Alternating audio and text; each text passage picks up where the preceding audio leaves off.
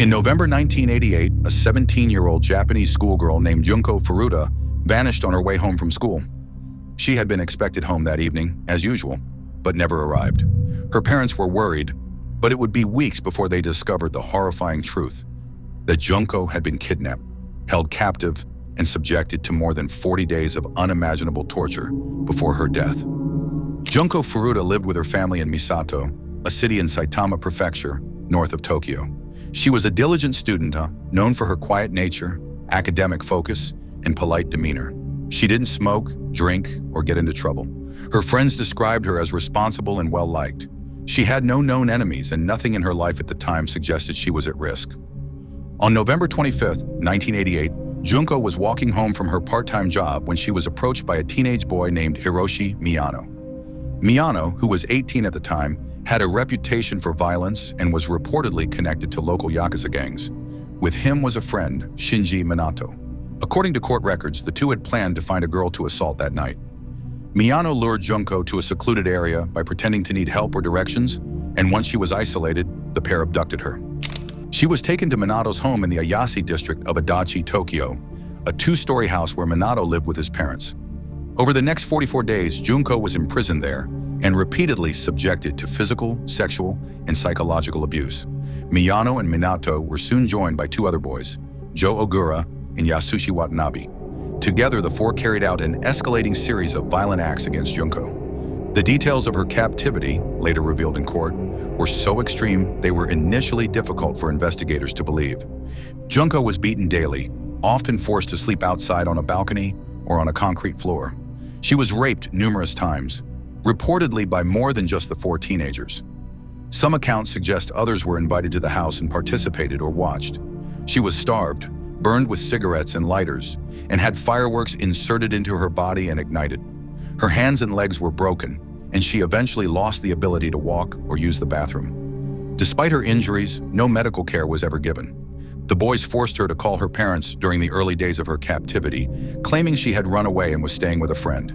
Fearing for her safety, she complied. This act of manipulation bought her captors time. She was being held in the home of Shinji Minato, one of the four attackers. His parents and brother also lived there. Junko was initially forced to pose as Minato's girlfriend in front of the family, but as her condition worsened, her injuries became harder to conceal. Neighbors later reported hearing disturbing sounds coming from the house, yelling, crying, and at times screams. Police visited the Minato home twice during the course of Junko's disappearance, acting on tips they received. Each time they were turned away by the boys' parents, who insisted there was no girl there and that nothing was wrong. Authorities did not investigate further. Despite clear signs that something was happening inside that home, no one stepped in. Whether out of fear, willful ignorance, or a desire to protect their own, the Minato family did nothing to help Junko Furuta. As the weeks passed, Junko's condition worsened. By late December, her physical state was critical. She had sustained internal injuries, severe infections, and organ damage. On January 4, 1989, after more than 6 weeks of captivity, Junko died. The exact cause of death was likely a combination of trauma, infection, and systemic failure of her body.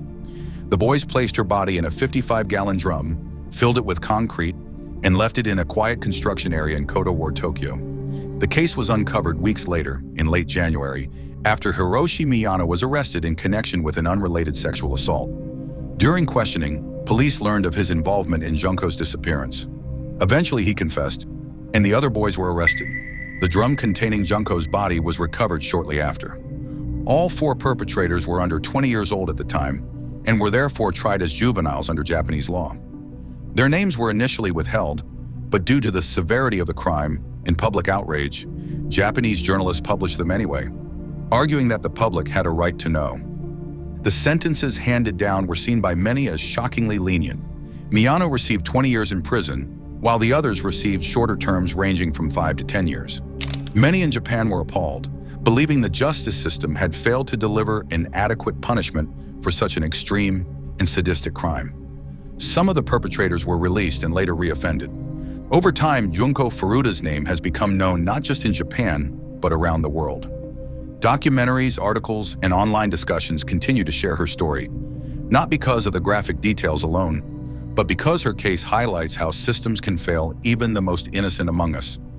To this day, her parents and family have remained largely private.